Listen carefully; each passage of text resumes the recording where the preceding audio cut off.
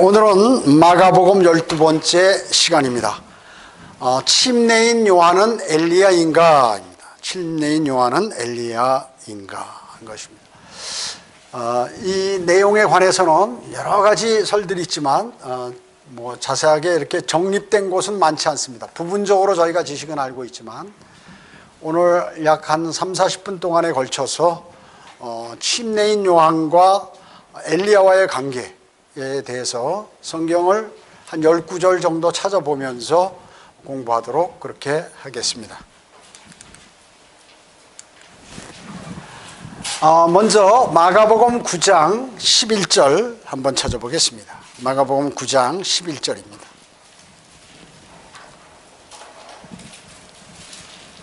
마가복음 9장 11절로 13절입니다. 또 그들이 주께 물어 말씀드리기를 어찌하여 서기관들은 엘리야가 먼저 와야 한다고 말하나이까? 라고 하니, 이미 주님의 재림에 관해서 변형산에서 이 제자들은 목격했기 때문에 또 그 내용을 알고 있습니다. 그런데 서기관들이 엘리야가 먼저 와야 된다고 이렇게 얘기하는 거거든요. 그러니까 사실 제자들은 성경을 잘 몰랐어요. 그러니까 서기관들은 좀 알고 있거든요. 말라기에서 그렇게 말씀하셨기 때문에. 그래서 주께서 대답하여 그들에게 말씀하시기를 과연 엘리야가 먼저 와서 모든 것을 회복시키느니라, 또 인자가 많은 고난을 받고 멸시를 받아야 된다고 기록되어 있느니라. 그러나 내가 너희에게 말하노니 엘리야가 정녕 왔으나 그들은 그에 관하여서 기록된 바와 같이 그들 마음대로 그를 대하였도다 라고 하시니라. 재림 전에 엘리야가 이 땅에 와서 모든 것을 회복해야 된다 그 얘기죠. 이스라엘 백성을 마음을 돌려놔야 된다 그 얘기죠. 그리고 주님이 이제 땅에 오시는 것이죠. 그래서 재림 직전에 엘리야가 반드시 나타난다는 것을 말씀하신 것이죠.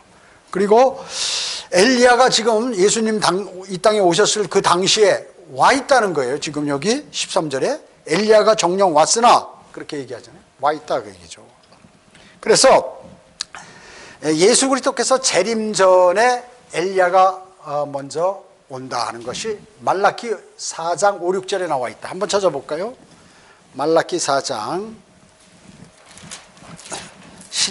구약의 맨 마지막이죠. 맨 마지막 4장 그리고 맨 마지막 구절이에요. 이게 말라기 4장 5절에 보면 보라 내가 주의 크고 무서운 날이 오기 전에, 자, 주의 크고 무서운 날이 뭐예요? 주님이 재림하시면 또 심판하니까 무섭다는 날이죠. 보라 내가 주의 크고 무서운 날이 오기 전에 선지자 엘리야를 너희에게 보내리니, 엘리야를 보내겠다 그 얘기죠. 그가 아비들의 마음을 자식에게로, 자식들의 마음을 그들의 아비에게로 돌이켜 내가 와서 땅을 저주로 치지 않게 하리라. 엘리야와 모세, 이제 요한계시록에 두 증인이 나오죠. 스가랴 4장엔 두 올리브 나무라고 이렇게 나왔습니다. 이 사람들이요. 이제 그래서 예수님께서 재림하시기 전에 선지자 엘리야를 내가 먼저 보내서 사람들에게 다 그 내용을 알리고, 그리고 마음을 돌이켜서 그때 주님이 재림하시면 이제 이 땅을 통치할 수 있도록 그렇게 하시겠다 하는 그러한 말씀이죠. 자, 그 다음에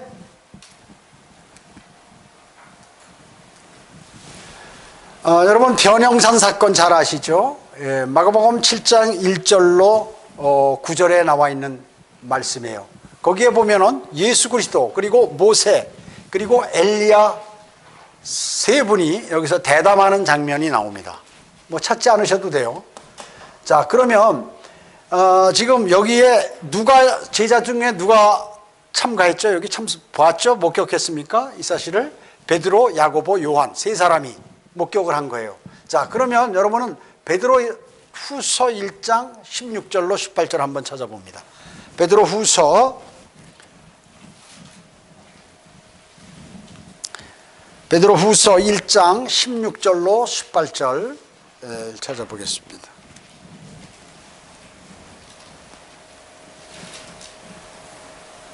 여기 보면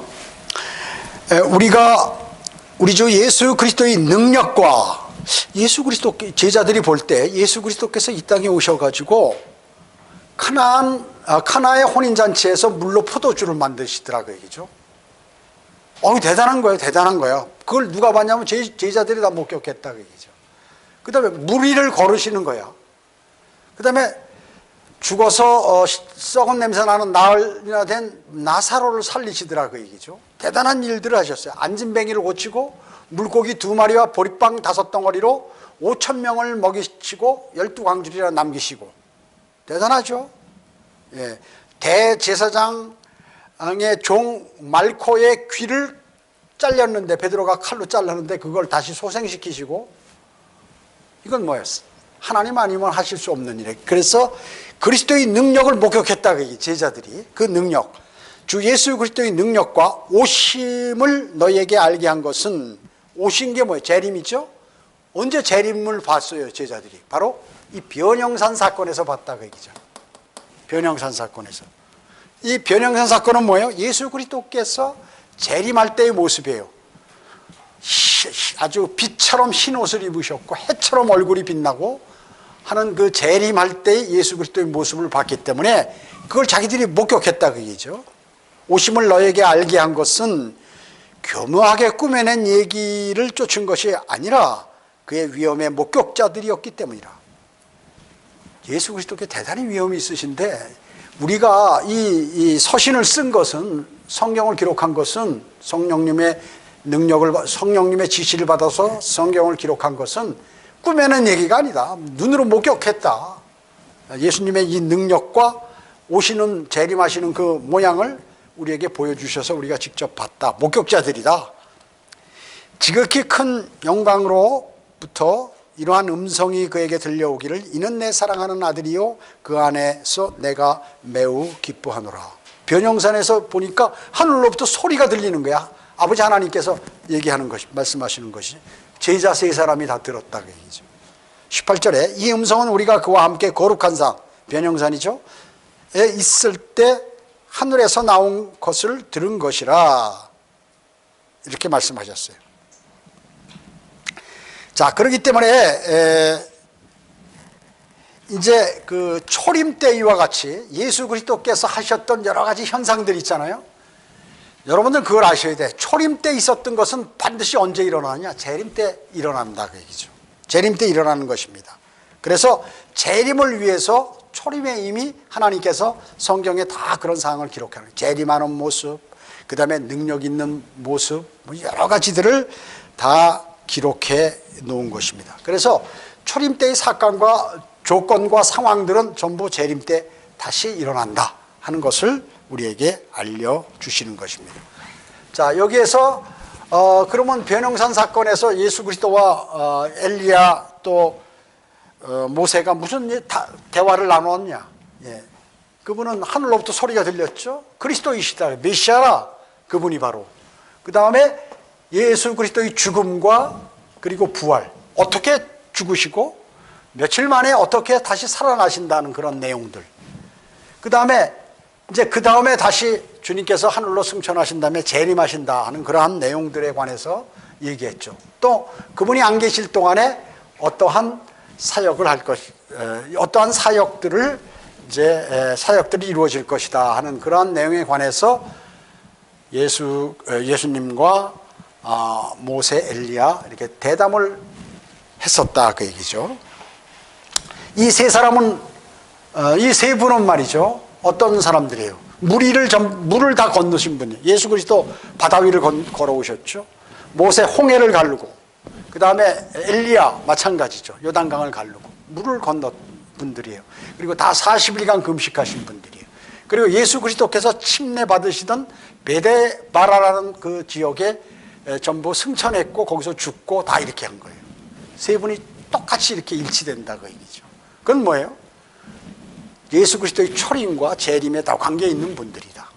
나중에 예수 그리스도께서 재림하실 때 하기 직전에 모세와 엘리야가 다시 나타날 것이다.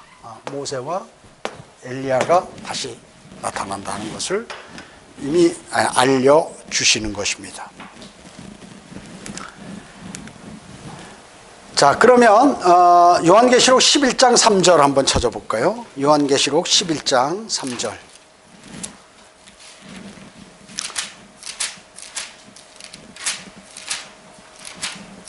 여러분, 이렇게 우리가 전반적으로 여러 군데 있는데 이렇게 종합적으로 된 건 이거 최초야. 이렇게 이거 하나만 딱 보면 전반적인 요약이 되어 있는 것이에요. 요한계시록 11장 3절로 12절입니다.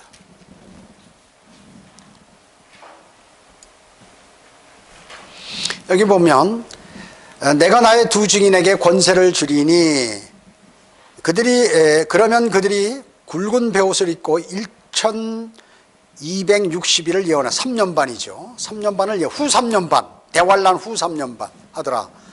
그들이 땅의 하나님 앞에 서 있는 두 올리브 나무며 스가랴 4장에 나온다고 그랬죠. 스가랴 4장 2절로 3절에 또 11절로부터 14절 사이에 이 내용이 나오죠. 두 올리브 나무며 두 촛대니라. 누구든지 그를 해치려고 하면 그들의 입에서 불이 나와 그들의 원수를 삼키리니 누구든지 그를 해치려고 하면 반드시 이와 같이 죽게 되리라. 능력이 있죠. 모세와 엘리야가 재림해가지고 대환란 후 3년 반 기간 동안에 복음을 전하는, 왕국 복음을 전하는 거예요. 이들에게는 하늘을 닫는 권세가 있어 그들이 예언하는 날 동안 비가 오지 못하게 하고 물을 피로 변하게 하는 권세도 있어 원하는 때면 언제든지 온갖 재앙으로 땅을 치리로다. 자, 하늘에서 불을 내리고 또 물을 피로 변하게 한 선지자들이 누구예요? 그 피로 변하게 한 모세. 또 하늘에서 불을 내려와서 칼멜산에서 바알 선지자 400명과 같이 이렇게 누가 더 능력이 있는가? 바알 신인가? 하나님께서 더 능력이 있는가 할 때 하늘로부터 불이 내려와서 그 제단의 제물들을 불살라 버렸죠. 그렇게 했을 때 이 두 사람 모세와 엘리야구나 하는 것을 알 수 있죠. 7절에 보면 또 그들이 자기들의 증거를 마칠 즈음에 끝없이 깊은 구렁에서 올라오는 짐승이, 끝없는 깊은 구렁에 누가 가 있어요? 유다 이스카리옷의 영이 가 있죠. 적그리스도가 거기 적그리스도의 영이 거기 들어가 있는 거예요. 그래서 거기서부터 올라오는데 몸이 붙어가지고 이제 이 짐승으로 돼서 올라오는데 짐승이 그들과 전쟁을 하여 그들을 이기고 또 죽이니라. 그리하여 그들의 죽은 몸들이 적그리스도가 모세와 엘리야의 목을 베어버렸어요.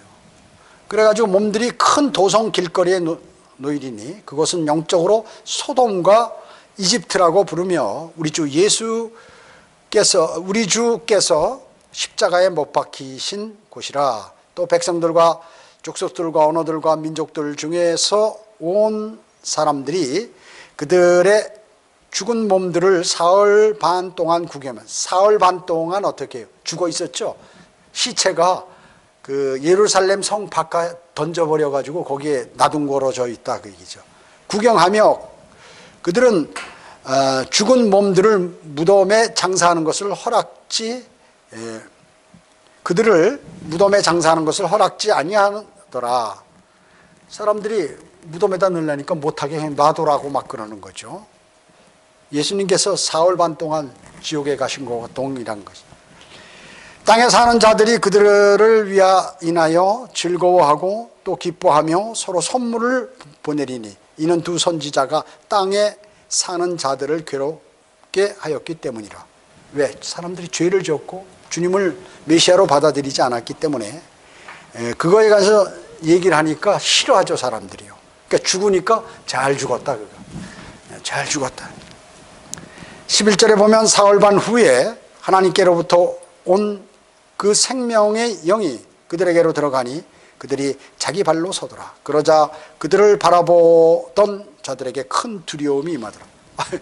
목이 떨어졌는데 다시 붙어가지고 죽은 사람이 사흘 반 후에 살아나 버리니까 깜짝 놀라겠죠. 어휴, 무서워서 이제 난리 난 거예요. 12절에 보면 그들이 하늘로부터 나는 큰 음성을 들었는데 그들에게 말하기를 이리 올라오라 하므로 그들이 구름을 타고 하늘로 올라가니 그들의 원수들이 그들을 바라보더라. 휴거되는 것이에요. 그죠? 휴거되는 것입니다. 그래서 대환란 때 모세와 엘리야가 모세와 엘리야가 복음을 전파하니까 이제 적그리스도가 지금 이렇게 끝없이 깊은 구렁에서 나와가지고 모세와 엘리야의 목을 쳐버려요. 그래 죽지요. 성 밖에 버려서 사흘 반 동안 내둥거려져 있다가 하늘로부터 생명의 영이 와가지고 들어가니까 다시 목이 붙어서 살아났어요. 그리고 부활했습니다. 그리고 하늘로 주님께서 부르신 것이죠. 올라간 것입니다. 임무 다 마쳤으니까. 몇 년간 이들이 3년 반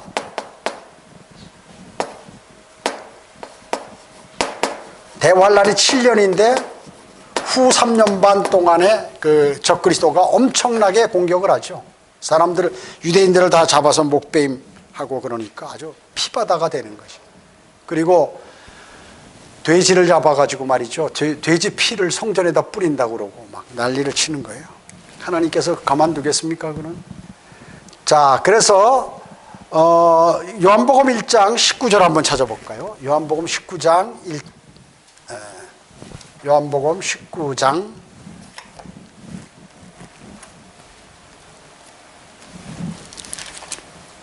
요한복음 1장 19절.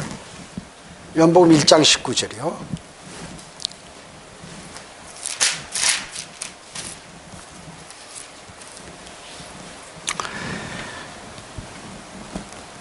또 이것이 요한의 증거라. 유대인들이 예루살렘에서 제사장들과 레위인들을 보내어 그들에게 묻기를, 사람들을 제사장하고 레위인들을 이제 유대인들이 보내서 한번 물어봐라. 요한이 시인하고 묻기를 네가 누구냐고 하더니, 그러니까 협박적으로 추궁하는 거죠. 그러니까 쉽게 얘기하면 네가 자칭 그리스도냐, 너 메시아냐, 이렇게 물어보는 거예요. 침례인 요한한테. 그러니까 요한이 시인하고 부인하지 아니하였으니 시인하기를 나는 그리스도가 아니라, 딱 잘라서 나 그리스도 아니야. 그들이 묻기를 그러면 네가 무엇이냐, 네가 엘리야냐? 이 성경을 좀 아는 거예요. 알긴. 말라기 4장 5절로부터 4절로부터 6절, 5절 6절 마찬가지요. 엘리야냐고 하니 그가 말하기를 나는 아니라. 그러니까 또 아니라고 그러니까 그러면 네가 그 선지자냐고 하니 그가 대답하기를 아니라 하더라. 그 선지자가 누구예요? 신명기 8장 15절에 보면 모세와 같은 한 선지자를 하나님께서 보내주셨다고. 그게 그리스도와 같은 건데, 얘는 그게 예수, 네가 그리스도냐 그랬으면 물어봤으면 그걸로 끝인데 네가 그 선지자냐 또 물어보는 거야. 성경을 자세하게 모르는 것이죠. 신명기 8장 15절에서 모세와 같은 한 선지자를 또 보내주시겠다고 하나님께서. 그러므로 그들이 그에게 말하기를 네가 누구냐, 우리를 보낸 자들에게 답변하게 하라. 너는 내 자신을 무엇이라고 하느냐고 하니 그가 말하기를 나는 선지자 이사야가 말한 것처럼, 이사야가 예언한 대로 주의 길을 곧게 하라고 광야에서 외치는 자의 음성이라고 하더라. 주의를 곧게 하는 게 뭐예요? 재림을 대비하라. 광야에 재림할 수 있는 그 길을, 재림하실 준비를 하라. 광야에서 그렇게 명령했다는 것이죠. 광야에서 외치는 자의 음성. 광야라는 건 삭막하죠. 아무도 알아주지 않는 거예요. 그런데 이제 외치는 거죠. 그래서 모든 설교자는 바로 이 광야에서 외치는 자가 되는 거예요. 외치는 자의 음성. 거리 설교 해보세요. 누가 그 반겨마저 했습니까? 아무도 쳐다보지도 않아요. 지나가는 사람들 저건 왜 저러지? 그러나 간혹 듣는 사람은 있죠. 간혹 듣는 사람이 있어요. 그리고 그들에게 찔림은 준다 그 얘기죠. 구원받지 못해도. 주님께서 바로 큰 백보자 심판에서 그 장면을 보여주시기 위해서 너 그 앞에 지나갈 때 어느 날 몇 년, 몇 월, 며칠, 몇 시에 그 앞에 지나가는데 어떤 사람이 마이크 갖고 거기 서서 그림판 붙여놓고 지옥과 십자가 그림 붙여놓고 목이 터져라고 외치는 거 너 들었지? 그 장면을 보여요. 꼼짝 못하는 거예요. 꼼짝 못하는 것이요. 그래서 이것이 바로 광야에서 외치는 자의 음성이라고 하더라. 보냄받은 자들은 바리새인들로부터 왔더라. 이렇게 얘기하는 것입니다. 자, 쉽게 얘기하면 이 바리새인들 이런 사람들의 믿음이 어떤지 그것을 알 수 있는 것입니다. 자, 그래서 네가 그리스도도 아니고 엘리야도 아니고 그 선지자도 나는 아니다 이렇게 얘기한 것이에요. 물어보니까 그대로 난 아니다라고 이렇게 얘기한 것입니다.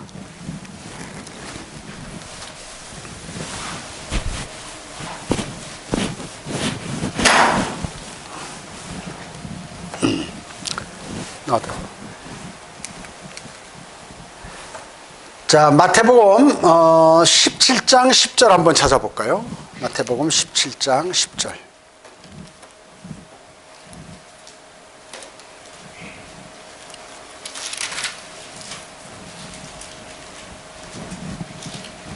(10절부터) (13절입니다) 주의 제자들이 주께 물어 말씀드리기를 어찌하여 서기관들은 엘리야가 먼저 와야 한다고 말하나이까? 이 제자들은 성경을 잘 모르는 것 같아요. 그죠? 성경에다 기록되어 있는데 서기관들은 좀 아는 거죠. 그러니까 예수께서 그들에게 대답하여 말씀하시기를 과연 엘리야가 먼저 와서 모든 것을 회복할 것이라. 그러나 내가 너에게 말하노니 엘리야가 이미 왔으나 사람들이 그를 알아보지 못하고 그들 마음대로 대하였도다. 이와 같이 인자도 그들에게 고난을 받으리라고 하시다. 그때서야 제자들은 주께서 자기들에게 침례인 요한에 관하여 말씀하신 것임을 깨닫더라. 자, 엘리야가 왔다 하는데 그가 침례인 요한이구나 하는 거 여기 답이 나왔죠? 예수님께서 엘리야가 왔다. 그러니까 그들은 침례인 요한이 그 일을 그대로 수행하니까 그 침례인 요한이 엘리야구나 하는 것을 이제 그들이 알게 되었다는 것이죠. 예. 자, 그래서 예수님께서 침례인 요한을 엘리야라고 이렇게 말씀하셨어요. 그래서 주님이 재림하시기 전에 모든 것을 회복시킬 것이다 라고 아까 우리가 찾아본 말라기 4장 5, 6절에서 말씀하신 것이죠. 자, 누가복음 1장 17절 한번 찾아볼까요? 누가복음 1장 17절.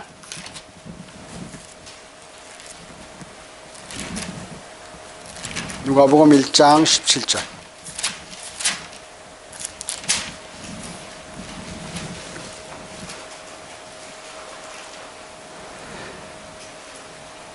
그는 엘리야의 영과 능력을 가지고 주 앞에 앞서 가서 아비들의 마음을 자식에게로 불순종한 자들을 의인들의 지혜로 돌아오게 하며 주를 위하여 마련해 놓은 백성을 예비시키리라고 하더라. 예. 엘리야의 영, 엘리야와 같은 그 능력, 그리고 그와 같은 영, 엘리야가 과거에도 주님께 돌아서라고 그렇게 선지자로 있을 때도 그랬고, 앞으로 성경에 기록된 대로 재림 시에도 그렇게 이스라엘에게 왕국 복음을 전하죠. 그러니까 그와 마찬가지로 지금 예수님께서 곧 오시니까, 재림하실 것이니까, 오실 것이니까, 또 이미 오셨지만 완전히 이 땅의 왕으로 오셨으니까 너희가 받아들여라 하고 엘리야의 영과 능력으로 이렇게 설교를 하고 사람들에게 얘기한 것이죠. 자, 그래서 엘리야가 될 수 있지만 이제 나중에는 엘리야의 영과 능력으로 엘리야가 못 됐다 그 얘기죠. 찾아보세요. 마가복음 1장 2, 3절 한번 찾아볼까요? 마가복음 1장 2, 3절. 전에도 한번 찾아봤죠. 선지서들에 기록된 바와 같으니 보라, 내가 네 면전에 나의 사자를 보내리니 그가 내 앞서 내 길을 예비하리라. 광야에서 외치는 자의 음성이 있어 너희는 주의 길을 예비하고 그의 길들을 곧게 하라고 하는도다 하였더라. 이렇게 말씀하시죠. 여기 선지서들에 이렇게 잘 아시죠? 예. 자, 2절은 뭐예요? 말라기 3장 1절. 말라기 선지자가 말한 게 2절이에요. 1장 2절. 마가복음 1장 2절은 말라기 3장 1절과 같다 그 얘기죠. 말라기 선지자가 예언한 거예요. 그 다음에 3절은 뭐예요? 마가복음 1장 3절은 누가 얘기한 거예요? 이사야 선지자가 40장 3절에서. 그래서 보면은 지금 우리와 같이 킹제임스 성경과 같이 한글 킹제임스 성경에서 선지서들에 이렇게 해야 이사야 선지자와 말라기 선지자가 한 말이구나. 그런데 개역 성경은 뭐라고 했냐면 선지자 이사야 그래 이렇게. 2절은 말라기가 한 건데 잘못했죠. 예, 잘못한 것입니다. 자, 그래서 개역 성경과 개정 개역 성경은 변개시켰다 그러지. 선지자 이사야 그래 이렇게. 이사야뿐만 아니라 말라기도 얘기했는데 잘못한 것이죠. 예. 자, 그래서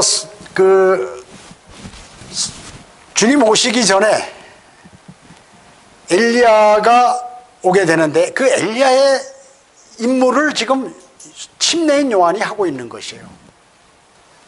자, 그러면 여기 사도행전 7장 54절 한번 찾아봅니다. 이제 스테판이 설교하는데 마지막 설교를 하는데 주님이 재림하시려고 하는 것이죠. 그러다가 이제 문을 닫으셨어요. 연기해버렸습니다. 사도행전 7장 54절부터 60절까지 봅니다. 그들이 이런 말을 듣고 마음이 상하여 그를 향해 이를 갈더라.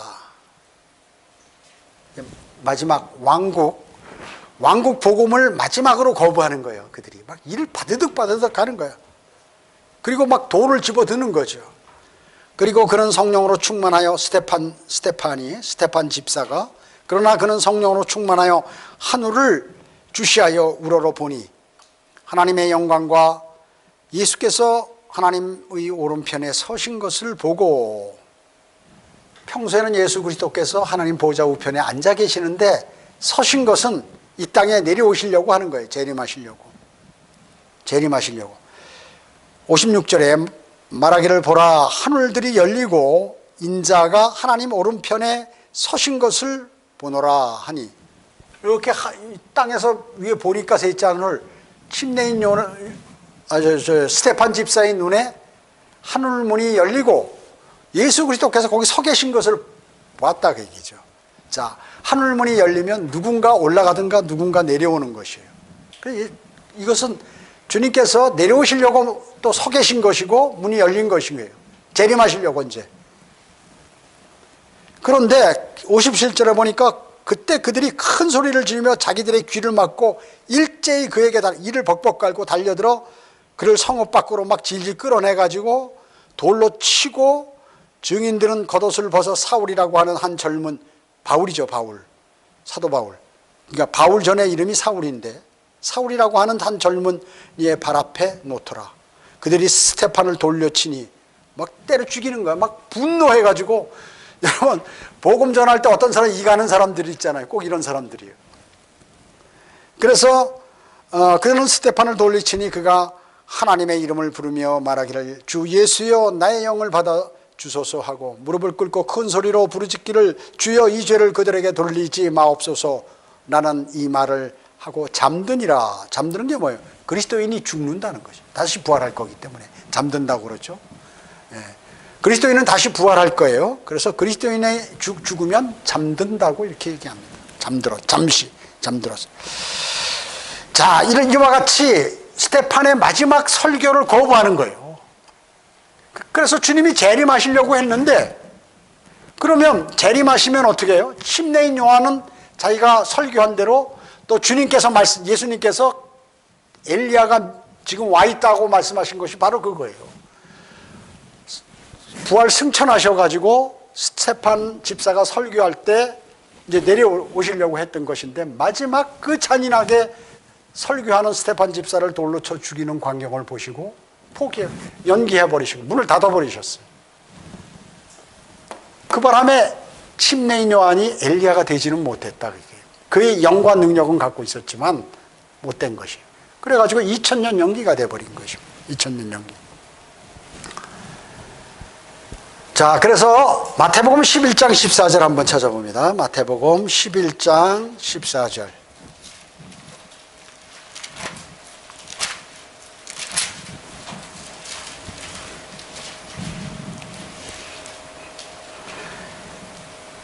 그래서 예수님께서도 이렇게 말씀하신 것이죠. 만일 너희가 그것을 받을 의향만 있다면 오기로 되어 있는 엘리야가 바로 그 사람이니라. 정확하게 예수님께서 지적하신 거예요. 너희가 그가 침례인 요한과 스테판 뭐 이런 사람들이 전하는 그 내용을 그냥 받아들이고 믿고 메시아를 받아들였다면 침례인 요한이 엘리야가 됐다. 그 의향만 있었다면 오기로 되어 있는 엘리야가 바로 그 침례인 요한이다 라고 얘기하는 것입니다. 주님께서.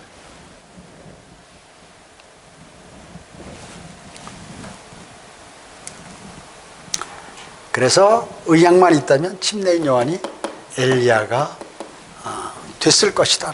근데 안 받아들였죠. 그래서 못된 거예요. 못된 것입니다. 대단히 악랄하죠. 지금도 뭐예요? 지금 많은 사람들이 복음을 전하면 거역하고 그러는데 이제는 뭐 뒤로 연기가 되지 않죠. 성경적으로 주님 오실 때가 가까웠기 때문에 이제 더 이상 그런 건 없어요. 자, 그래서 침례인 요한은 제한적 의미에서 엘리야다. 제한적 의미에서 엘리야다라는 것이죠.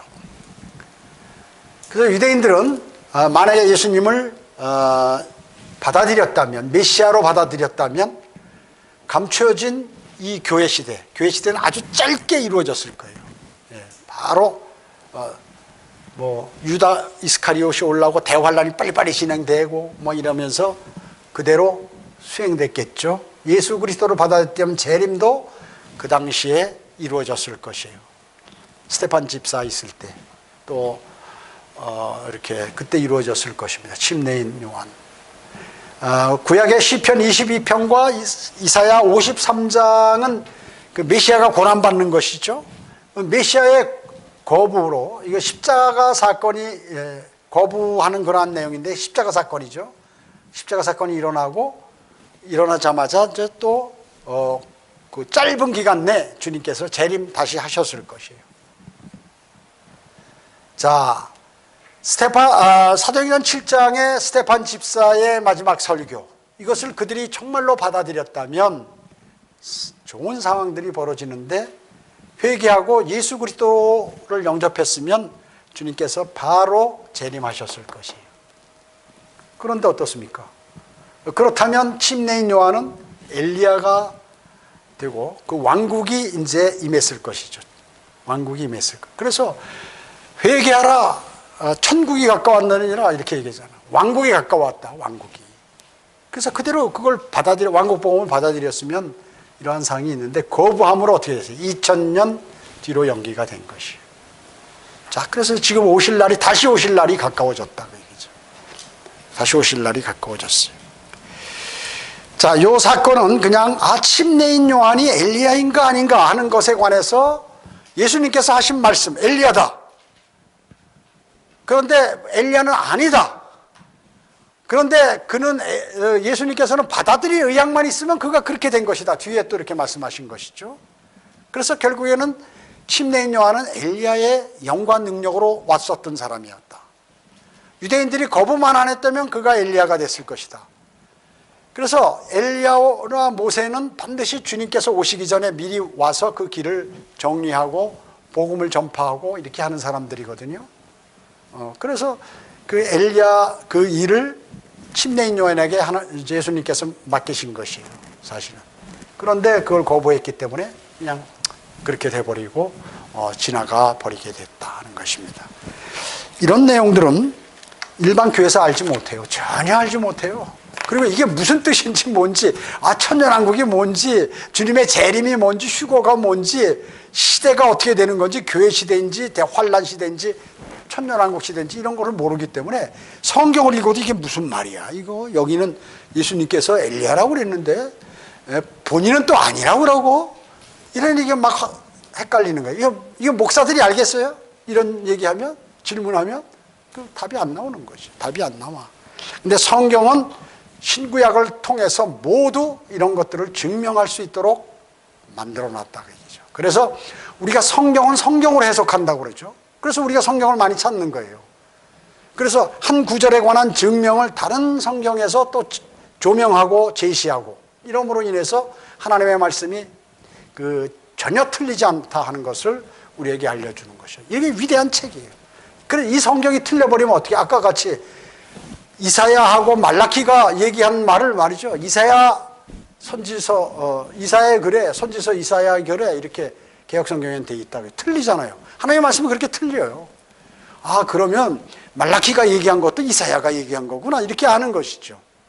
그러면 말라키에서 얘기한 구약의 맨 마지막 4장 맨 마지막 구절인 4절 5절에서 하나님께서 하신 그 말씀들에 관해서 이게 무엇인지, 그것이 대환란 직전에 예수 그리스도께서 재림하시기 직전에 일어날 일과 무슨 관계가 있는지 이런 걸 하나도 모르는 거예요. 하나도 모르는 거예요.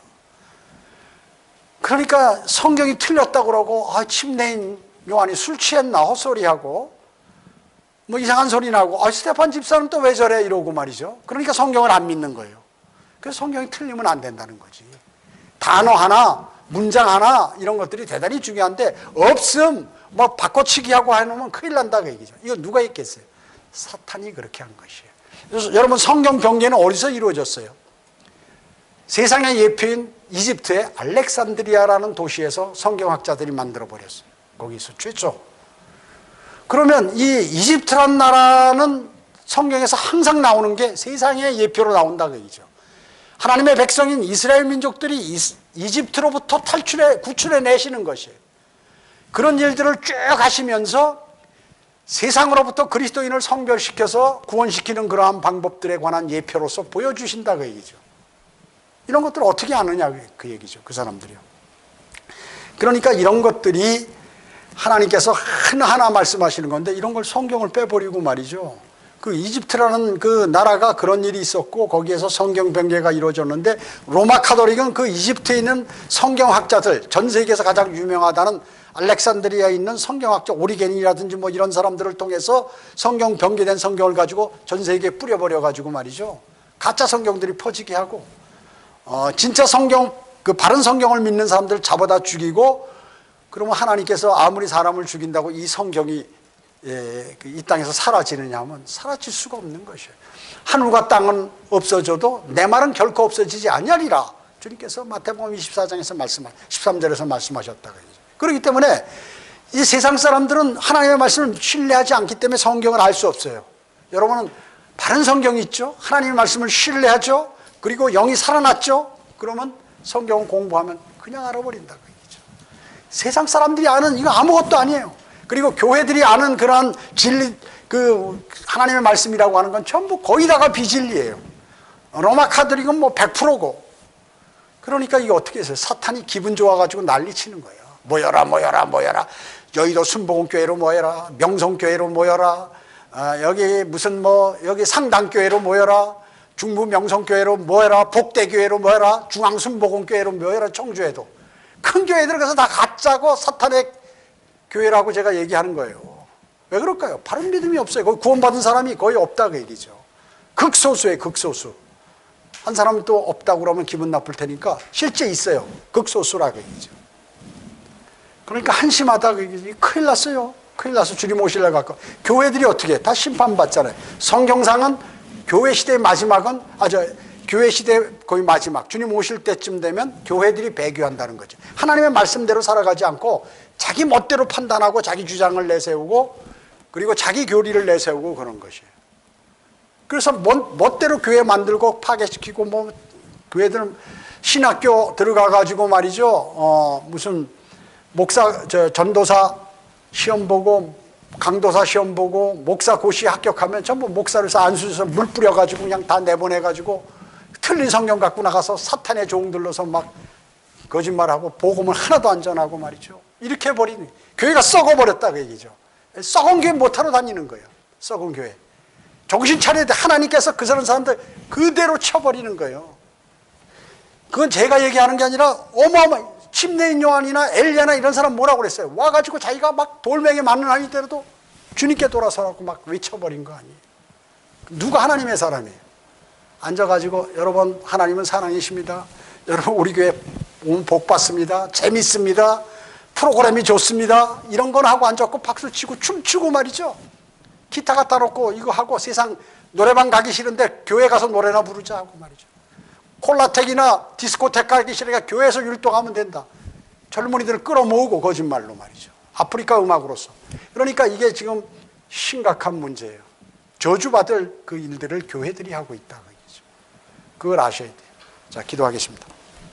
전지전능하시고 자비로우신 아버지 하나님, 지금 우리는 이 아주 혼란한 세대에 살고 있습니다. 자신의 믿음을 견지하기 아주 어려운 세대입니다. 주님께서 함께 해주셔서 바른 성경과 바른 말씀 그리고 바른 진리를 가지고 주님을 잘 섬기고 복음과 진리를 전파하고 주님이 오실 날 가까워서 이제 주님께서 부르시면 들림받아 그리스도의 심판석에서 모두가 멸류관 받는 성도들로 주님 인도해 주시기 원합니다. 이제 저희가 기도 흩어져서 기도 드릴 때에도 주님께서 함께 해 주시옵길 바라오며 다시 오셔서 저희를 데려가실 주 예수 그리스도의 이름으로 기도드립니다. 아멘.